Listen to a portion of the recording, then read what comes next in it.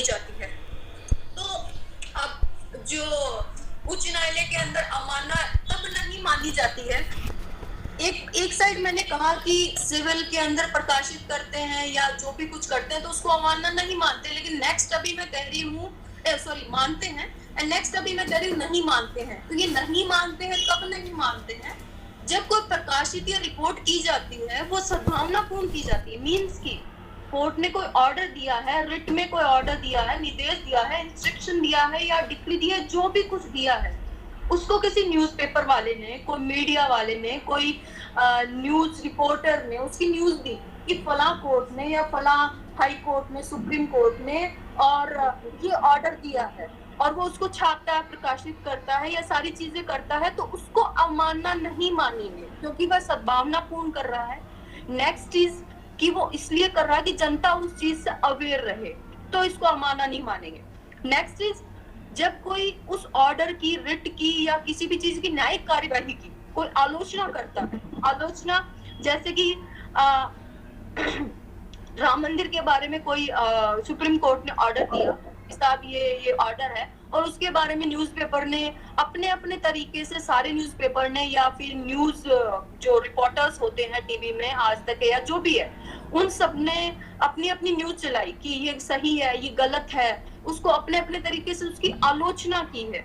Means कि उसमें उसको किसी ने गलत बताया, किसी ने सही बताया, लेकिन इसको कलंकित नहीं किया कोर्ट को उसकी मर्यादा को कायम रखा, तो वो भी अपने अवमानना नहीं माना जाएगा। नेक्स्ट इज कि पीठासीन अधिकारी, कोर्ट की जो लोअर कोर्ट्स होते हैं उसके जो अधिकारी होते हैं, अधीनस्थ अधिकारी जो होते हैं, वो उन सब के खिलाफ कोई परिवाद किया जाता है, क्योंकि कोई जरूरी नहीं, वो भी इंसान है, वहां पे भी इंसान ही बैठते हैं, ह्यूमंस बैठते हैं, तो वहां पे भी वो भी गलतियां करते हैं या फिर कई बार इन्फ्लुएंस में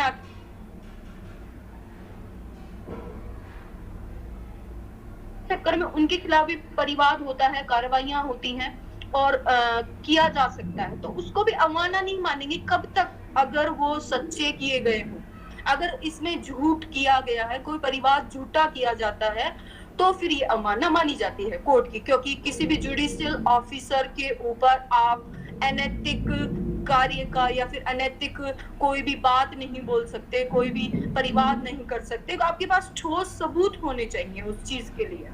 नेक्स्ट अपन देखेंगे न्यायालय अवमानना कब नहीं मानी जाएगी। चैम्बर्स में कोई कार्रवाई हो रही है, चैम्बर्स में कार्रवाई कब होती है, जैसे कि 376 अपन ले लें, तो उसमें कोर्ट ऑफ ट्रायल जो होती है वो कैमरा के अंदर होती है, ठीक है। उस कैमरा की ट्रायल के अंदर अगर कोई कार्रवाई की जाती है, उस कार्रवाई का कोई प्रकाशन कर देता है या कोई रिपोर्ट दे देता है, कब?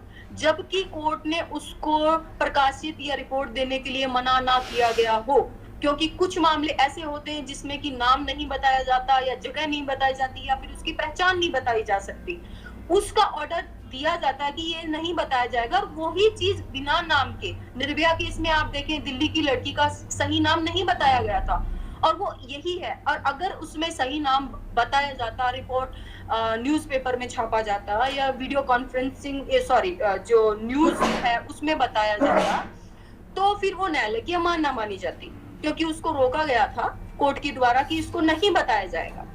नेक्स्ट इज कि अधीनस्थ न्यायालय के मामले में भी उच्च न्यायालय अधीनस्थ न्यायालयों को दंडित कर सकता है। जो भी कोई कोर्ट है, अधीनस्थ न्यायालय, मजिस्ट्रेट है, किसी ने गलत ऑर्डर कर दिया, ये माने कि अपनी अधिकारिता से बाहर जाके ऑर्डर कर दिया, मींस आप ये देखें, एक एग्जांपल लें सिंपल तरीके से, एक मजिस्ट्रेट जो है वो कभी भी 302 में कोई ऑर्डर नहीं दे सकता, वो सेशन कोर्ट में ही जाता है डायरेक्ट। 302 यानी कि किसी की मृत्यु कारित करना, ठीक है, और एक मजिस्ट्रेट उसमें बेल ले लेता है, आपको अधिकारिता नहीं है, आपने बेल कैसे ली? उस बेल के जो बेल ली है उसकी शिकायत फिर उच्च न्यायालय में की जाती है और उच्च न्यायालय उस मजिस्ट्रेट को दंडित करता है। तो ये भी एक हाई कोर्ट का एक बोलेंगे इनहेरेंट पावर है। नेक्स्ट इसकी हाई कोर्ट की अधिकारिता कहाँ है? आप हर स्टेट का हाई कोर्ट होता है, उसकी पूरा स्टेट उसके अंदर इंक्लूड होता है, लेकिन अगर उसकी अधिकारिता के बाहर भी हाई कोर्ट है उसके अधिकारिता के बाहर भी कोई क्राइम करता है या फिर उसमें कोई अवमानना करता, कंटेम्प्ट ऑफ कोर्ट करता है, तो स्टेट का हाई कोर्ट उस कंटेम्प्ट ऑफ कोर्ट को स्वमोटो लेके, अधिकारिता के बाहर भी स्वमोटो लेके और उसको अवमानना मान सकता है और उसको दंडित किया जा सकता है। नेक्स्ट अपन देखेंगे कि उसको दंड कितना दिया जाएगा। न्यायालय के द्वारा जिसने भी अवमानना की है, कंटेम्प्ट ऑफ कोर्ट किया है, तो उसको दंड कितना दिया जाएगा। दोनों ही मामलों में, सिविल और क्रिमिनल, दोनों ही मामलों में अब कंटेम्प्ट ऑफ कोर्ट के मामले में 6 महीने का कारावास, सादा कारावास। सादा कारावास मीन्स कि आपको जाके जेल में बैठना है, आपको कोई काम नहीं करना है, बैठे रहिए। नेक्स्ट, जुर्माना लगाया जा सकता है। जुर्माना कितना होगा? 2000 रुपए का। एक दो परिस्थितियां हैं, जुर्माना और सादा कारावास। अब कोर्ट की मन में आएगी तो वो दोनों दे देगा आपको, और उनकी मन में रहेगी तो वो आपको या तो जुर्माने के साथ आपको हटा देगा या फिर आपको जन्मभूमि, कृष्ण जन्मभूमि में जाना पड़ेगा। नेक्स्ट, अब देखिए कि आपको लगता है या कोर्ट को लगता है कि आपको माफी मांग लेनी चाहिए कंटेम्प्ट ऑफ कोर्ट में, और माफी से आपका काम चल जाएगा, और किसी पर्सन या किसी कोर्ट के खिलाफ कंटेम्प्ट ऑफ कोर्ट हुआ और उसने बोला कि साहब हमें माफ कर दीजिए, तो कोर्ट उसको भी ले सकता है कि हाँ ये इतना गंभीर मामला नहीं था और उसकी माफी को कंसीडर किया जा सकता है, तो वो माफ करके भी उस पर्सन को, कंपनी को, गवर्नमेंट को, जिसके खिलाफ भी जो भी कंटेम्प्ट ऑफ कोर्ट कर रहा है उसको माफ कर सकता है। नेक्स्ट, इसमें कंपनी अपन देखेंगे कि कंपनी में कौन जाएगा। कंपनी खुद तो जाएगी नहीं, तो कंपनी के अंदर कौन जाएगा? कंपनी के अंदर उसके डायरेक्टर हैं, उसके सेक्रेटरी हैं, उसके जो भी संभालने वाले, जो भी पर्सन जिनके अथॉरिटी है जिनके पास में उस कंपनी को संभालने के, वो सब लोग लायबल होंगे उस कंपनी में। नेक्स्ट अपन देखें कि आपकी हाई कोर्ट और सुप्रीम कोर्ट जो है वो स्वमोटो क्या अवमानना, कंटेम्प्ट ऑफ कोर्ट मान सकता है? बिल्कुल। हाई कोर्ट और सुप्रीम कोर्ट किसी भी अगर कहीं पे कंटेम्प्ट ऑफ कोर्ट हुआ है तो उसको स्वमोटो भी ले सकता है। स्वमोटो मीन्स कि उनको लिख के देने की जरूरत नहीं है किसी भी पर्सन के द्वारा, किसी भी गवर्नमेंट, कंपनी, ये वो, किसी भी एडवोकेट, किसी के द्वारा लिखने की जरूरत नहीं है। वो स्वमोटो लेंगे, स्व प्रेरणा से उस कंटेम्प्ट ऑफ कोर्ट को लेंगे और अपना कार्रवाई जो है, प्रोसीडिंग्स है, वो चलाएंगे। वो किसके द्वारा लेंगे?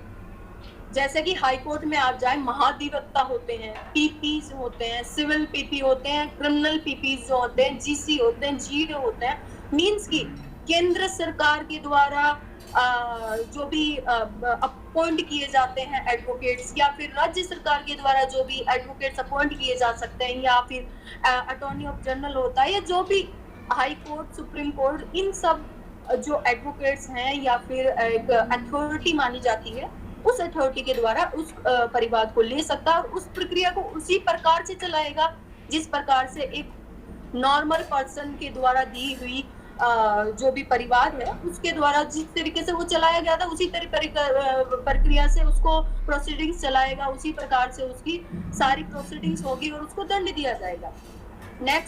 नेक्स्ट अपन आते हैं कि क्या मजिस्ट्रेट, न्यायाधीश, न्यायपालिका को भी दंडित किया जा सकता है? बिल्कुल। जो भी मजिस्ट्रेट लोअर कोर्ट्स में जो होते हैं, मजिस्ट्रेट होते हैं, चीफ जुडिशियल मजिस्ट्रेट होते हैं, सेशन कोर्ट होता है, ये सारी कोर्ट्स के जो भी न्यायाधिपति होते हैं, आई मीन जुडिशियल ऑफिसर होते हैं, उनको भी हाई कोर्ट दंडित कर सकता है। एक कंटेम्प्ट ऑफ कोर्ट करने के जुर्म में उनको भी वो दंडित कर सकता है। सेकंड, इसका जो संज्ञान जो लिया जाता है, कॉग्निजेंस जो लिया जाता है, वो कैसे लिया जाता है? मतलब उसकी जो प्रोसीडिंग्स होती है वो कैसे होती है? वो इस तरीके से होती है कि एक, जैसे आप माने कि किसी पर्सन को कंटेम्प्ट ऑफ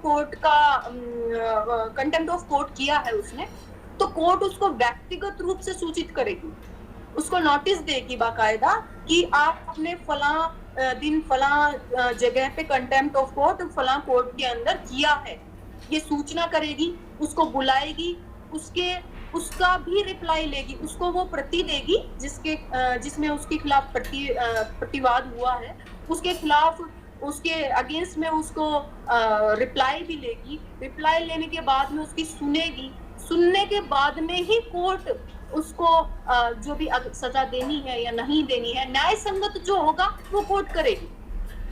नेक्स्ट अब अपन देखें कि जो भी संज्ञान जो लिया था, अगर मान लो कोई जो पर्सन है या कंपनी है या गवर्नमेंट है, वो जो है वो उस नोटिस को ले ही नहीं रहा। आप माने कि कई ऐसे होते हैं जो कि टालते रहते हैं हर चीज को, तो वो नोटिस को ले ही नहीं रहा, सूचना को ले ही नहीं रहा है, तो फिर क्या करें? तो कोर्ट उसको उसकी जो संपत्ति है उसको कुर्क करेगी, बाकायदा उसके खिलाफ वारंट भी निकाल सकती है, उसकी संपत्ति को कुर्क भी कर सकती है। जैसे कि योगी सरकार में बुलडोजर चला देते हैं, वैसे ही साहब आपके यहाँ संपत्ति कुर्क कर सकते हैं। कितनी संपत्ति, जितनी भी न्यायालय को उचित लगे। कोई जरूरी नहीं है 2000 का जुर्माना है तो 2000 का रुपए की संपत्ति आपकी, आप सोचेंगे ठीक है एक कोई सामान दे देंगे साहब, हो गई संपत्ति कुर्क, अपन बच गए। नहीं, कोर्ट को लगता है कि इसकी पूरी संपत्ति कुर्क की जानी चाहिए तो पूरी संपत्ति कुर्क होती है। और अगर उसको लगता है कि नहीं साहब इसको छोटी मोटी कोई सजा देनी चाहिए, 50,000 1 लाख रुपए या इतनी ही आपको संपत्ति को कुर्क किया जाना चाहिए, तो वो उतनी करेगी जितना कोर्ट को सही लगे। नेक्स्ट आप देखें कि इसमें अब अपन आते हैं कि कोर्ट के अंदर सारी संपत्ति कुर्क हो गई, सारा चीज हो गई। अब मान लो किसी इंसान को अपील करनी है इस मामले में कि नहीं साहब मैंने जो कंटेम्प्ट ऑफ कोर्ट किया ही नहीं था और मेरे खिलाफ तो झूठा परिवाद किया गया था और मुझे सजा भी झूठी दी गई है। ऐसा एक इंसान कर सकता है, उसका अधिकार है, वो जा सकता है अपील के अंदर। तो अपील कैसे होगी? अगर किसी पर्सन ने, अगर कोई जो आदेश कंटेम्प्ट ऑफ कोर्ट का एक न्यायाधीश ने दिया है तो उसकी अपील होगी 2 न्यायाधीश के पीठासीन अधिकारियों के पास। मींस की एक न्यायाधीश ने दिया है तो 2 न्यायाधीश या उससे अधिक न्यायाधीशों की एक बेंच बनेगी, उस बेंच के अंदर वह कंटेम्प्ट कोर्ट की अपील होगी। अगर किसी 2 से ज्यादा या 2 की कोई बेंच थी तो हाई कोर्ट के अंदर अपील होगी। और किसी ये माने कि अपन रेवेन्यू कोर्ट्स या फिर किसी आयुक्त वाले न्यायालय थे या जो भी अलग कोर्ट्स थे तो उसकी भी अपील हाई कोर्ट में ही की जाएगी। ये अपील अपन जो भी देखे जाते हैं, मींस की कोई इंसान मानता है कि नहीं मैं तो दोषी नहीं था इस मामले में, मेरे को ऐसे कैसे आपने सजा दे दी, कंटेम्प्ट ऑफ कोर्ट मैंने नहीं किया, मैंने तो सच बात बोली थी, तो उसके खिलाफ जो अपील होगी वो एक न्यायाधीश का हो तो 2 न्यायाधीश के बेंच में होगी, 2 न्यायाधीश का हो तो हाई कोर्ट में होगी, हाई कोर्ट का हो तो आप सुप्रीम कोर्ट जा सकते हैं। इस तरीके से आप अपील कर सकते हैं। अवमानना की जो कार्रवाइयों की जो परिसीमा होती है, जो अवधि होती है, वो आप देखें कि 1 वर्ष के अंदर जो भी करना होता है आपको। जैसे आज किसी पर्सन ने कोई अवमानना की है तो आप उसकी जो परिवाद है वो 1 वर्ष के अंदर कर सकते हैं। 1 वर्ष के अंदर ही आपको उसका परिवाद देना होगा, उसकी शिकायत करनी होगी या जो भी कुछ आपको करना है तो वो 1 साल के अंदर करना होगा। ऐसा नहीं है कि आज आपकी अवमानना हुई है कोर्ट में या किसी चीज की कोर्ट ऑफ कंटेम्प्ट हुआ है और आप 2 साल बाद में इसकी परिवाद कर रहे हैं या इसकी सूचना दे रहे हैं, जो भी है। नेक्स्ट चीज की कोई आप देखें यह कहाँ लागू नहीं होता, यह न्याय पंचायतों या अन्य ग्राम न्यायालयों में लागू नहीं होता है ये जो कंटेम्प्ट ऑफ कोर्ट है, क्योंकि वो कोर्ट नहीं होते हैं, वो एक गवर्नमेंट की अथॉरिटी है। ग्राम पंचायत है, पंचायत है या ग्राम पंचायतों को न्यायालय भी लगते हैं, क्योंकि ग्राम पंचायत में एक न्यायालय भी होता है जो कि गांव के जो भी पर्सन्स होते हैं वहां जाके अपनी शिकायत कर सकते हैं और उनका समाधान होता है, लेकिन उनमें कंटेम्प्ट ऑफ कोर्ट लागू नहीं होता है। नेक्स्ट अपन देखें कि अगर कंटेम्प्ट ऑफ कोर्ट के खिलाफ कोई भी अन्य विधि में, आईपीसी में या कहीं और भी कोई विशिष्ट विधि लॉ है, वहां पे ये दे रखा है कि भाई फला कंटेम्प्ट ऑफ कोर्ट करने पर फला सजा मिलेगी, तो वो भी लागू हो सकती है। विशिष्ट अगर कोई लॉ इसके अकॉर्डिंग दिया गया है तो वो भी लागू होगा। अब आप देखें इसकी नियम और शर्तें कौन बनाता है, नियम बनाने की शक्ति किसके पास है, मतलब कंटेम्प्ट ऑफ कोर्ट के जो लॉ है, नियम है, विधि है, ये कौन बनाता है, ये बनाता है उच्च न्यायालय और उच्चतम न्यायालय, मींस की हाई कोर्ट और सुप्रीम कोर्ट। हाई कोर्ट उसके अंदर कब आएगा, जैसे राजस्थान का कोई कंटेम्प्ट ऑफ कोर्ट का मामला है और उसमें कोई विशिष्ट मामला आ गया तो उसमें राजस्थान सरकार का जो उच्च न्यायालय है वो और सुप्रीम कोर्ट दोनों मिलकर उसकी शक्तियां या उसके नियम है वो सारी चीजें बनाएंगे और उसको आगे प्रोसीडिंग्स में लेके जाएंगे। इस तरीके से ये कंटेम्प्ट ऑफ कोर्ट का अधिनियम है जो कि लागू होता है। अब आप सभी मेरे से जो भी क्वेश्चन जो भी हैं वह पूरा हो गया है मेरा जो भी है, तो आप क्वेश्चन पूछ सकते हैं। बिल्कुल मैम। मैं सभी अधिकारियों को रिक्वेस्ट करना चाहूँगा, कृपया मैसेज के माध्यम से आपका नाम टाइप कर सकते हैं या आपके सवाल भी कर सकते हैं। तब तक मेरा एक सवाल ये है मैम कि कोर्ट की जो अवमानना है इसके दुरुपयोग भी होते हैं या हो सकते हैं, या कहीं ऐसा तो नहीं है कि कोर्ट अपने फैसलों को जबरदस्ती लोगों पर थोपना चाह रही है, क्योंकि कोर्ट यहाँ पर मैम मेरा सवाल पूरा सुन लीजिए। सवाल ये है कि कोर्ट ने कोई फैसले दे दिए, ठीक है, अब उस पे पब्लिक को राइट है आर्टिकल 19 के अनुसार कि वो उस पर अपनी राय रख सके। अब उसे गलत ही बता सकता है, लेकिन कोर्ट इसके लिए क्या उसे दंडित करेगा? क्या डिसएग्री करना, फैसले पर डिसएग्री करना भी अवमानना के दायरे में आता है या इसकी कोई सजा है? इस पर थोड़ा सा जी एक्चुअली आप समझे नहीं, कोर्ट किसी डिसएग्री करने से कोर्ट ऑफ कंटेम्प्ट नहीं मानता है। जैसे हाई कोर्ट ने एक रिट में ऑर्डर किया, आप हैबियस कॉर्पस ले लें, सिंपल सा जो कि सब समझ पाएंगे। हैबियस कॉर्पस मींस कि किसी पर्सन को आप निरुद्ध नहीं कर सकते, मींस कि उसको बांध के बिठा नहीं सकते, चाहे वो पुलिस हो चाहे कोई प्राइवेट पर्सन हो या कोई भी हो, तो उसके खिलाफ एक हैबियस कॉर्पस हुई हाई कोर्ट में।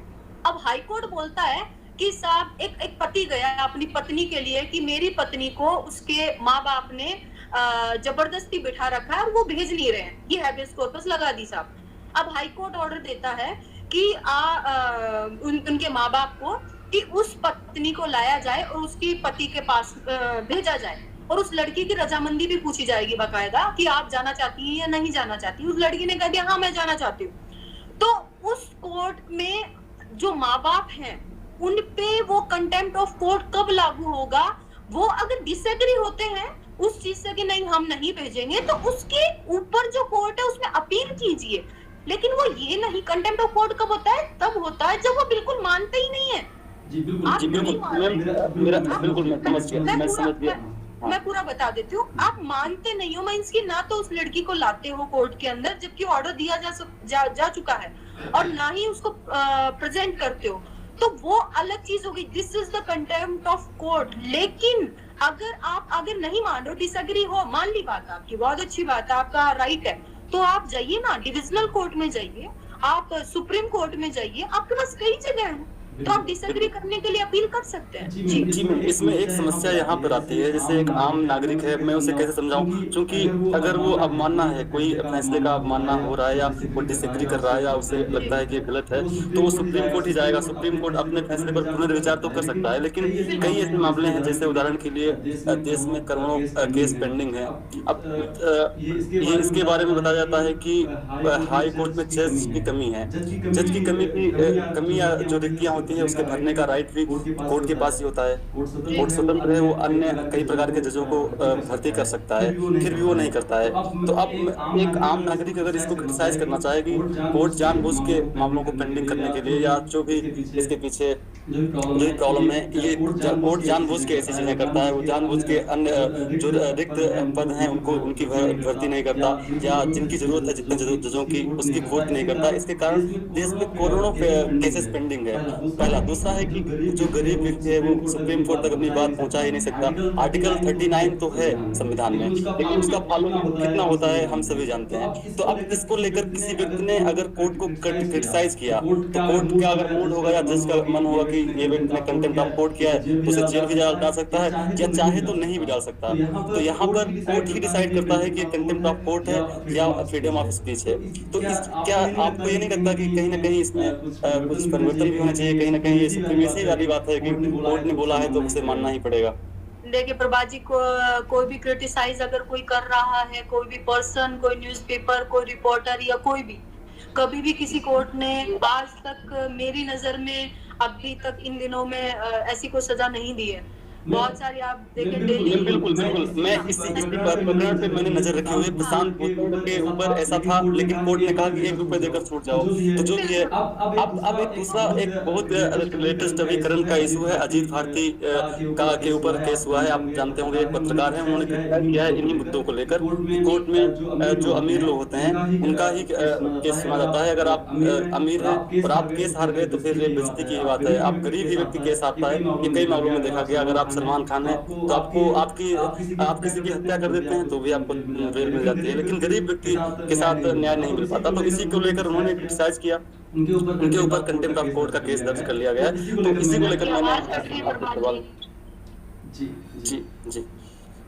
नहीं प्रभात जी, देखिए आपकी ये बात आपकी बिल्कुल सही है कि कुछ मामलों में कोर्ट जल्दी जो है वो अपने आदेश सुना देता है, कुछ में तो रात में भी बैठता है, 3-3, 4-4 बजे तक भी बैठता है, और कई तो बेचारे ऐसे होते हैं कि उनकी डेथ हो जाती है और उनके पोते उस केस को घसीट रहे हैं। सिविल केसेस ऐसे काफी होते हैं, 90-90, 100-100 साल चलते हैं। बिल्कुल सही कहा आपने, ये कमियां अपने भारत में हैं प्रभात जी, जो कि अब कैसे पूरी होगी वो तो अब कुछ नहीं कह सकते। समस्या यही है कि अगर हम सवाल करेंगे या हम ये कहते हैं कि कोर्ट में तो अमीरों का सुना जाता है, गरीबों का सुना नहीं जाता, तो कोर्ट हो सकता है ये समझ ले कि ये कंटेम्प्ट ऑफ कोर्ट है, और अगर वो उसे लगता है सजा भी दे सकता है। नहीं, ऐसा हमारे यहाँ कभी कोर्ट अगर हम कोर्ट में हम वकील जाके कोर्ट में बोलते हैं कि साहब ये गरीब आदमी है, आप प्लीज इसका सुन लीजिए, कोर्ट उसको सबसे पहले सुनती है। ये बहुत ही गलत धारणा है प्रभात जी कि ये बोलते हैं कि गरीबों का नहीं सुना जाता और अमीरों का सुना जाता है। देखो वो जो भी सरकमस्टेंसेस सवाल है मैम, मेरा एक सवाल है। जी बिल्कुल, हम आपके सवाल की तरफ ही आगे आ रहे हैं। कृपया 2 मिनट वेट कीजिए। जी मैम, क्या बोल रही थी? मैं बोल रही थी कि ये बहुत ही गलत धारणा है कि आप गरीबों का नहीं सुना जाता है और अमीरों का सुना जाता है, बल्कि हम खुद जाके बोलते हैं कि कई बार की साहब ये गरीब आदमी है, इसका सुन लीजिए, और कोई पर्टिकुलर पर्सन खुद जाके अपना केस भी सुनाता है। एक मिनट में आपकी बात को काट रहा हूँ मैम, यही तो कहना चाह रहे हैं, अपना को जाके बोलना पड़ रहा है, मतलब सुनते नहीं, अमीरों की सुनते हैं। वो सत्य है, अपन जाके बोलेंगे ना, जब जाके वो गरीबों की सुनेंगे।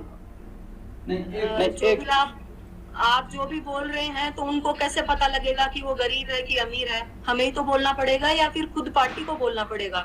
श्रीमान जी, ऐसा नहीं होता।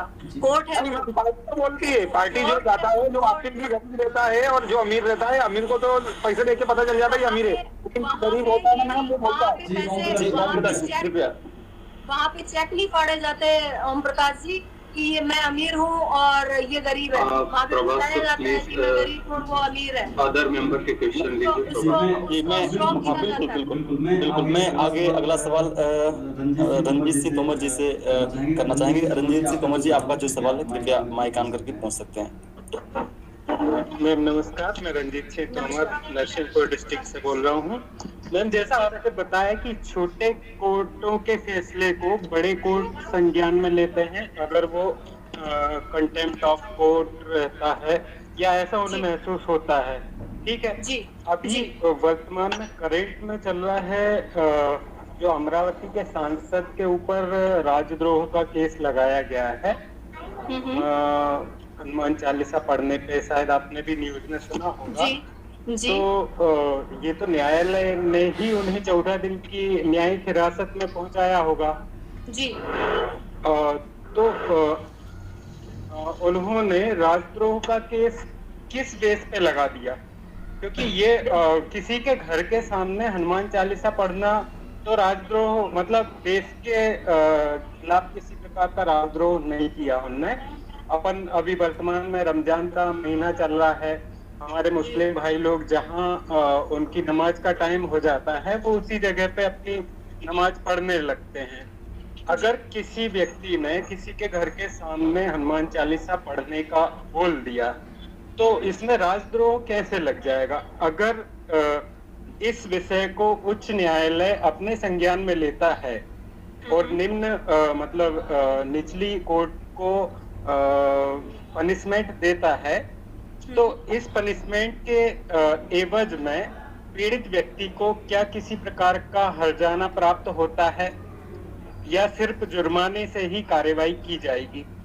जी देखिए श्रीमान जी, पहले तो मैं ये कहूंगी कि उस जो भी उनके ऊपर केस लगाया गया है, जो भी पिटीशन या परिवाद दायर हुआ था, उसमें क्या पॉइंट्स लिए गए थे वो अपने को नहीं पता, और कोर्ट ने उन पॉइंट्स को किस तरीके से लिया, क्योंकि एक पूरा परिवाद दायर होता है, उसमें 50 ग्राउंड्स होते हैं कि फलां ग्राउंड है, फलां ग्राउंड है। अब अपन तो सिर्फ इतना ही मान रहे हैं कि साहब हनुमान चालीसा ही तो पढ़ा था, तो उसको राजद्रोह कैसे मान लिया गया, लेकिन उसमें क्या क्या ग्राउंड्स लिए गए वो अपने को नहीं पता। तो पहले तो अगर वो पिटीशन अपने सामने हो तो अपन उसको क्रिटिसाइज कर सकते हैं कि उस न्यायालय ने गलत किया। सेकंड इज कि आप अगर उनको लगता है तो उसकी अपील वो कर सकते हैं, या फिर स्वयं की जहां तक बात है, आपने कहा कि हाई कोर्ट उसको स्वयं क्यों नहीं ले लेता, कंटेम्प्ट ऑफ कोर्ट क्यों नहीं कर लेता, या जो भी है ये गलत किया है, तो ये गलत अगर कोर्ट नहीं कर रहा तो उनको खुद को पहुंच जाना चाहिए ना, हाई कोर्ट पहुंच जाना चाहिए, सुप्रीम कोर्ट पहुंच जाना चाहिए, और ऐसा हो रहा होगा। ऐसा हो ही नहीं सकता कि वो जेल में है और कोई जा नहीं रहा, तो कोई ना कोई पॉइंट वहां पे होगा जिसकी वजह से वो राजद्रोह लगाया गया है। मैम एक बात क्लियर कर दी थी कि इनको हर्जाना मिल सकता है या नहीं, सिर्फ जुर्माना ही रहेगा? नहीं, कोई हर्जाना नहीं मिलेगा इनको। अगर ये लेकिन मानहानि का केस लगाते हैं, अगर ये मानहानि का केस भी कब लगाते हैं, जब वो बाहर आएंगे और उसके बाद में उनके वो जो केस उनके ट्रायल चल रहा है वो झूठा साबित होगा, उसके बाद या फिर उसी प्रोसीडिंग्स ट्रायल के साथ में वो मानहानि का केस लगा के ये साबित करते हैं कि साहब ऐसा मैंने नहीं किया था और सरकार ने मुझे गलत राजद्रोह के केस में फंसाया है, इससे मेरी मानहानि हुई है, मेरा जो रेपुटेशन है वो खराब हुई है, मेरा इतना लॉस हुआ है। उसमें काफी चीजें होती हैं, उस मानहानि के केस में भी काफी चीजें होती हैं जो देखनी पड़ती है, करने को पड़ सकता है। आप अन्य सभी पदाधिकारी कृपया माइक ऑफ कर लें। दीपक शर्मा जी का एक सवाल है, कृपया आप सवाल कर सकते हैं। दीपक शर्मा जी छत्तीसगढ़ से। सबसे पहले जितने भी जुड़े हुए सदस्य हैं इनको मेरा सादर प्रणाम।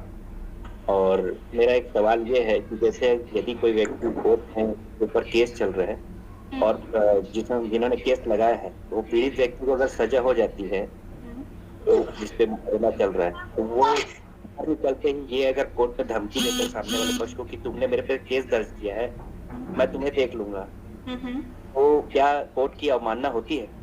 नहीं, ये कोर्ट की अवमानना नहीं है, ये अपना क्रिमिनल केस बन जाता है एक और वो पर्सन जिसको धमकी दी गई है वो जाके एक और एफआईआर करवा सकता है। कोर्ट को धमकी नहीं दी गई है, मींस कि अगर वो पर्सन जज साहब को धमकी देते कि आपने मुझे सजा दी है, देख लूंगा मैं आपको बाहर जाके, तो ये कंटेम्प्ट ऑफ कोर्ट होता। बिल्कुल मैम, बिल्कुल। अगला सवाल सौरभ टेक, आपका भी कोई सवाल है क्या? अगर है तो कृपया पूछ सकते हैं। ठीक है, अनिल मिश्रा जी आपका सवाल पूछ लीजिए। जी नमस्कार मैडम। नमस्कार। नमस्कार मैडम, मेरा सवाल था कि एक अनुमंडल स्तरीय कोर्ट के द्वारा 5 साल पहले डिक्री हुई है, क्या इसमें अपील हो सकती है? आवाज क्लिप नहीं आ रही, क्या कह रहे हैं? सवाल मेरा है आपकी आवाज नहीं आ रही है सर। बिल्कुल क्लियर। सर मेरा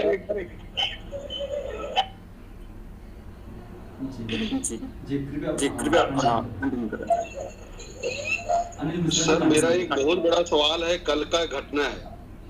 देखिए ये जो सवाल आप पूछ रहे हैं वो कंटेम्प्ट ऑफ कोर्ट से ही रिलेटेड होना चाहिए। अब विभिन्न प्रकार की क्राइम होते हैं तो आज आप प्रयास करें कि कंटेम्प्ट ऑफ कोर्ट के केसेस पर आधारित ही सवाल आपका होना चाहिए। आप अपना सवाल कर सकते हैं सर। Sorry sir. जी आप सवाल पूछ सकते हैं सर, पूछ लीजिए। सर कल की घटना है, यहाँ पर जो रामनवमी में सजाया गया था और रामनवमी में जो सजाए थे उसको खोल रहे थे तो बिजली करंट से 2 आदमी को लगता है, एक आदमी तत्काल मर जाता है। कल का घटना है, पत्थलगांव का घटना है, बहुत बड़ा घटना है। जो पहले घटना घटा था दशहरा में, तो उस टाइम में जो मर गया जो अग्रवाल परिवार में से था, तो पूरे राजनीति पार्टी वाले आके उसका अनशन करके उसको 50 लाख का मुआवजा दिया है। कल आदिवासी व्यक्ति जो था नागवंशी था, वो हाई करंट में मर जाता है, जबकि रामनवमी का पूरा सजाया हुआ को निकालते रहता है। तो क्या इसमें हमारा जो व्यक्ति है वो मर जाता है, और जो रामनवमी में सजाए हुए हैं उसमें क्या हम लोग कर सकते हैं? मैं जानना चाहता हूँ। आज उसका कोई केस नहीं बन रहा है, ना कुछ भी नहीं, कोई चीज नहीं हुआ अभी तक। अब आज दूसरा दिन है।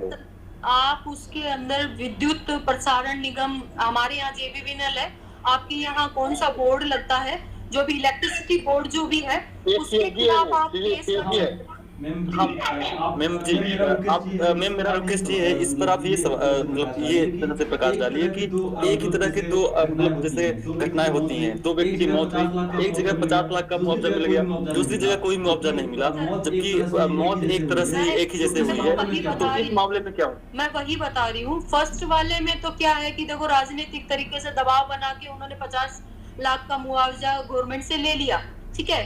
तो वो अगर कोई दूसरे के लिए वो धरने वरने या जो भी है वो उसके ऊपर कोई दबाव नहीं बना सकते हैं, तो मैं दूसरा तरीका बता रही हूँ आपको। वो दूसरा तरीका है कि बिजली बोर्ड का जो भी जिस जहाँ पे भी जो बिजली बोर्ड लगा हुआ है, जिसकी वजह से उसको करंट लगा वो मरा, तो उसके खिलाफ आप केस कीजिए और वहां मुआवजा मांगिए। मेरी पूरी बात सुने एक बार। तो वहां मुआवजा मांगिए आप, और उसमें कंपनसेशन बाकायदा होता है, उसमें वो ऑर्डर लगाइए जिसमें वो 50 लाख का मुआवजा मिला है, वो वाला ऑर्डर या फिर वो वाला आदेश आप उसके अंदर लगाइए। आपको 102% सेम मुआवजा मिलेगा। नहीं मिलता है तो आप हाई कोर्ट में जाइए। इसके अंदर आप सरकार को भी साथ में पार्टी बना सकते हैं। जी, अगला सवाल कमलेश धाकड़ जी का है। कृपया आपका सवाल पूछ लीजिए, कमलेश धाकड़ जी। और सभी अन्य पदाधिकारी जिनके सवाल हैं, कृपया आप इसी विषय से संबंधित ही सवाल पूछने का प्रयास करें। कमलेश धाकड़ जी, क्या पदाधिकारियों को नमस्कार, मैडम जी को विशेष नमस्कार।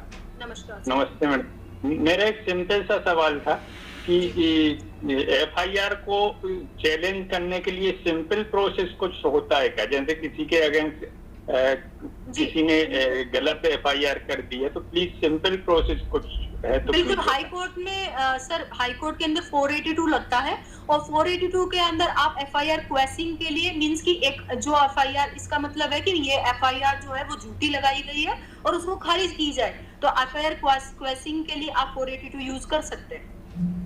Thank you. ठीक है। आप में से अन्य किसी पदाधिकारियों के सवाल हैं तो कृपया मैसेज कीजिए। मैम, तब तक एक और मेरा रिक्वेस्ट है, आप इस पर थोड़ा सा प्रकाश डाल दीजिए। जैसा कि अभी एक मामला आया, तो लोगों के अलग अलग केसेस थे, इसी तरह से हमने ये भी देखा कि एक हाथरस का केस था।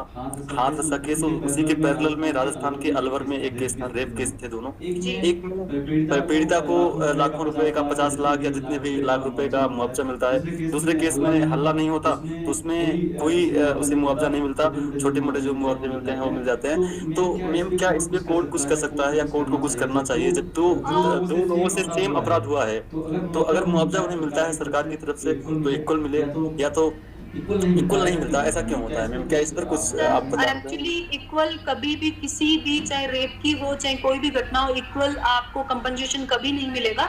ये कंपनसेशन कैसे मिलता है? ये कंपनसेशन आपकी लिविंग ऑफ स्टैंडर्ड को देख के मिलता है।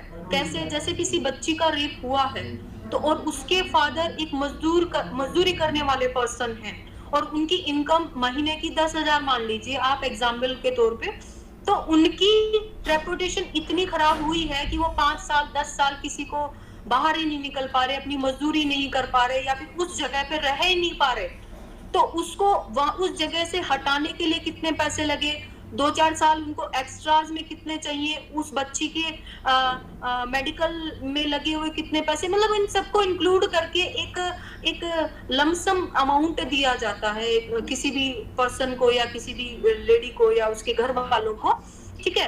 तो वो किसी को भी सेम नहीं मिलता, किसी को 10 लाख मिलता है, किसी को 5 लाख मिलता है, किसी को 50 लाख मिलता है। लेकिन जो चीज आपने बोली है कि धरना देकर गवर्नमेंट से पैसे लेते हैं, तो सर उसका अपन को क्राइटेरिया नहीं लगा सकते। इसमें तो कई बार देखा गया है कि नौकरी भी दिलवा देते हैं। तो जिसकी गवर्नमेंट, वो वाली बात हो गई, जिसकी लाठी उसकी भैंस।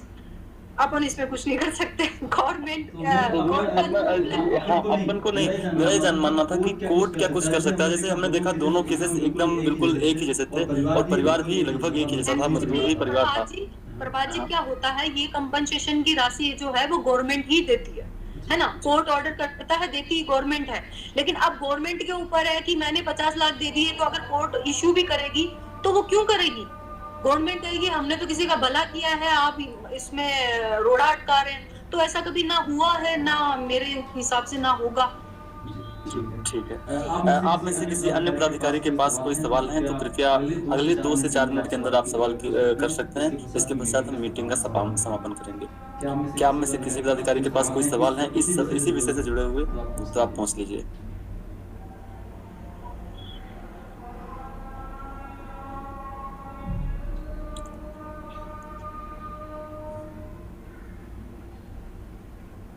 विनोद कुमार जी, क्या आपका कोई सवाल है? ठीक है, तो मुझे लगता है कि आज के इस सेशन को यहाँ पर समापन करना चाहिए। मैम, अंत में मैं एक बार फिर से आपसे रिक्वेस्ट करना चाहूँगा कि कृपया इस पूरे मीटिंग और इस विषय पर एक अंतिम आपके वक्तव्य दे दीजिए मैम। इसके पश्चात हम मीटिंग का समापन करेंगे। जी जी जी जी। अपन देखें कि काफी लोगों ने अवमानना के बारे में जो भी है क्वेश्चन अपने किए। मेरे को लगता है कि कुछ कमियां हैं जो मीन्स की जनता समझ नहीं पा रही है कि अवमानना क्या है। अवमानना का मतलब मैं आपको सीधा सीधा 2 लाइन में बता देती हूँ। कोर्ट जब लगता है कि उसके आदेश की पालना नहीं हो पा रही है तब, या फिर कोर्ट को लगता है कि उस कोर्ट को गलत बोला गया है, मींस कि अपन देखते हैं कि लड़ाई झगड़े में। मैं थोड़ा सा इंटरप्ट यहाँ पर करना चाहूँगा, मैं माफी चाहता हूँ इसके लिए। मैम, इस समस्या यही है कि यहाँ पर कोर्ट खुद डिसाइड करता है। अगर हमने कोर्ट को क्रिटिसाइज किया तो जज को, मान लीजिए हमने क्रिटिसाइज किया तो जज ही खुद डिसाइड करेगा। यानी कि अब पक्ष और विपक्ष में, वाद विवाद में जो जिसके ऊपर हमने आरोप लगाया वही जज है, तो वो अपने ही पक्ष में। ऐसा नहीं होता। कोर्ट ऑफ कंटेम्प्ट 90% कब होता है? जब कोई पार्टी के फेवर में, मींस कि आप देखें कि मेरे फेवर में कोई ऑर्डर हुआ है और मैंने जाके गवर्नमेंट के खिलाफ वो ऑर्डर हुआ और मैंने गवर्नमेंट को जाके उस ऑर्डर को दिया कि साहब आप मेरा ये मुआवजा है दीजिए, ये कोर्ट ने ऑर्डर किया है। वो गवर्नमेंट आपको 1 महीने का आपको टाइम मिला, 1 महीने के अंदर आपको वो मुआवजा नहीं देता तो मैं ही जाऊंगी कोर्ट के पास। उसमें एक कैवेट लगती है, उसमें कोर्ट स्वयं नहीं लेता। ये सवाल नहीं, सवाल थोड़ा सा ये है कि जैसे मान लीजिए कि एक भारत का नागरिक है, उसने आरोप लगाया कि जो कोर्ट में भर्तियां होती हैं हाई कोर्ट में, ठीक है, इसमें मुआवजा की मैटर ही नहीं है, उसमें जांच करवाई जाए और ये देखा जाए कि जो हाई कोर्ट के जज हैं उनके रिश्तेदार की संख्या कितनी ज्यादा है जो होती है, क्योंकि वैकेंसी को भरने का अधिकार सिर्फ कोर्ट के पास होता है। इसी प्रकार सुप्रीम कोर्ट में जो वैकेंसी आती है उसमें सरकार हस्तक्षेप नहीं करती, सुप्रीम कोर्ट ही करता है। हाई कोर्ट में हाई कोर्ट अपने अंडर में वैकेंसी निकालता है। एग्जाम लेने से लेकर, स्टार्टिंग से लेकर अंत तक पूरा प्रोसेस कोर्ट के द्वारा ही किया जाता है। तो एक जांच कराई जाए और ये देखा जाए कि कोर्ट के रिश्तेदार में से कितने % हैं जो उन वैकेंसियों में फिलेट हैं, और ऐसा होता है, ऐसा कई एजेंसियां भी बताती हैं। तो अब ये सवाल किसी कोर्ट के अगेंस्ट बोला जाएगा तो कोर्ट इसे अवमानना भी बोल सकता है। अभी तो कोर्ट ही डिसाइड कर लेगा कि अवमानना है कि नहीं है, या मैंने आरोप लगा दिया या कोई भारत का नागरिक आरोप लगा दिया कि इस कोर्ट में, इस हाई कोर्ट में इस तरह से चीजें हो रही हैं, तो उसे कंटेम्प्ट ऑफ कोर्ट देखा जाएगा या इसे फ्रीडम ऑफ स्पीच में देखा जाएगा। मैम, ये वैसे तो फ्रीडम ऑफ स्पीच में ही देखा जाएगा। ऐसा कोई कोर्ट नहीं है कि आपको ऐसा एक बोलने पे या प्रकाशित करने पे, क्योंकि ऐसी बहुत बार प्रभात जी आप न्यूज़पेपर में देखा होगा आपने, कॉलेजियम नाम का, यानी कि सुप्रीम कोर्ट के जो जजेस अपॉइंट होते हैं या हाई कोर्ट के जो जजेस अपॉइंट होते हैं वो कॉलेजियम सिस्टम से होते हैं। तो कॉलेजियम सिस्टम के ऊपर काफी बार बोला गया है, न्यूज में भी, मीडिया में भी, तो कभी भी कंटेम्प्ट ऑफ कोर्ट नहीं लिया गया। तो ये चीज आलोचना के अंदर आती है। आलोचना मीन्स कि इसको क्रिटिसाइज किया जा रहा है। तो ऐसा कभी हुआ नहीं प्रभात जी कि ऐसा बोलने पे कि भाई कोर्ट अपने ही लोगों को ले रहा है या कोर्ट अपने अंडर में कोई वैकेंसी करवा रहा है तो वो गलत करवा रहा है, तो और उसके खिलाफ अपन ने कंटेम्प्ट ऑफ कोर्ट कर लिया। ऐसा कभी हुआ नहीं। पिछले 12 साल की मेरी प्रैक्टिस में मैंने हजारों बार ऐसा सुना है, लेकिन कभी आज तक हुआ नहीं। बिल्कुल ठीक। अंत में और कुछ आप बोलना चाहती हैं तो कृपया बोल। जी, मैं यही बोलना चाहूंगी, कंटेम्प्ट ऑफ कोर्ट को जो जनता है वो समझ नहीं पा रही, मुझे ऐसा लगता है कि जो प्राइवेट पर्सन्स हैं वो नहीं समझ पाते हैं, तो मैं उसको यही समझाना चाहूंगी कि कोर्ट के आदेश को जब कोई नहीं मानता है तब कोर्ट उसको कंटेम्प्ट ऑफ कोर्ट मानती है, या उस पर्सन को या जिसके फेवर में कोई ऑर्डर हुआ है या जो भी निर्देश हुआ है वो खुद जाता है कि साहब आपके ऑर्डर का अवहेलना हो रही है, वो नहीं मान रहे हैं, प्लीज आपको उसको लागू करवाइए, और तब कोर्ट उसको कंटेम्प्ट ऑफ कोर्ट मान के उसको लागू करवाता है। तो वही चीज 90% यही होता है, स्वयं मोटो कंटेम्प्ट ऑफ कोर्ट करना या फिर वहीं पे कोर्ट के अंदर ही कोई कंटेम्प्ट हुआ है वो करना, ये बहुत कम होता है। लेकिन ये कब होता है? जब कोर्ट के सामने कोई गाली गलौज कर रहा है, कोई तुच्छ बोल रहा है, कोई गंदा बोल रहा है, या कोई ऐसा काम कर रहा है, लड़ाई झगड़े कर रहा है, या फिर कोर्ट की मर्यादा को भंग कर रहा है, तब कहीं जाके कंटेम्प्ट ऑफ कोर्ट माना जाता है। अदरवाइज सिंपल केसेस में या फिर डेली रूटीन में कभी भी कंटेम्प्ट ऑफ कोर्ट नहीं होता है। जी बिल्कुल बिल्कुल मैम, ठीक है, थैंक यू। मैं अंत में शीतल सुमानी जी मैम को आमंत्रित करना चाहूंगा। अंत में यदि आप कुछ बोलना चाहते हैं तो कृपया आपका माइक ऑन कर लीजिए। शीतल सुमानी जी मैम, क्या आप सुन पा रही हैं? हाँ, सुन पा रही हूँ जी, अंत में आप बस अपनी बात बस मुझे और कुछ नहीं बोलना है। मुझे बहुत अच्छा लग रहा है इस ऑर्गेनाइजेशन से जुड़कर, और आगे हम अच्छा काम करेंगे। बस अंत में आप सभी का बहुत बहुत आभार व्यक्त करती हूँ। ठीक है मैम, बहुत बहुत धन्यवाद। आप सभी पदाधिकारियों के साथ रह के हमें भी अच्छा लगता है, हमें भी काफी कुछ सीखने को मिलता है आप सभी पदाधिकारियों से। तो अंत में मैं माननीय शीतल सुमानी जी मैम का बहुत बहुत धन्यवाद देना चाहूँगा। आप अपना महत्वपूर्ण समय देकर इस मीटिंग का हिस्सा रही। मैं हेमंत कुमार जी मैम का भी बहुत बहुत धन्यवाद देता हूँ। आपने बेहतर सारगर्भित तरीके से इस विषय पर प्रकाश डाला और काफी जानकारी हम सभी को दी। थैंक यू सो मच, और सब लोगों ने ध्यान से सुना, इसके लिए थैंक यू सो मच। और आगे भी अगर मैं कोई जानकारी दे पाऊँ तो मैं हमेशा हाजिर हूँ। Thank you so much. इन्हीं के साथ अन्य सभी पदाधिकारियों को भी जो इस मीटिंग से जुड़े रहे, सभी का बहुत बहुत धन्यवाद। मैं आप सभी के उत्तम स्वास्थ्य की कामना करते हुए आज की इस मीटिंग को यहीं पर विराम देना चाहूंगा। आप सभी से रिक्वेस्ट है, आप इस मीटिंग से एग्जिट कर सकते हैं। मिलते हैं अगले किसी वेबिनार में नई एनर्जी के साथ, नए मुद्दे के साथ, नए टॉपिक के साथ। तब तक के लिए जय हिंद, वंदे मातरम। आप सभी thank you sir, thank you so much ma'am.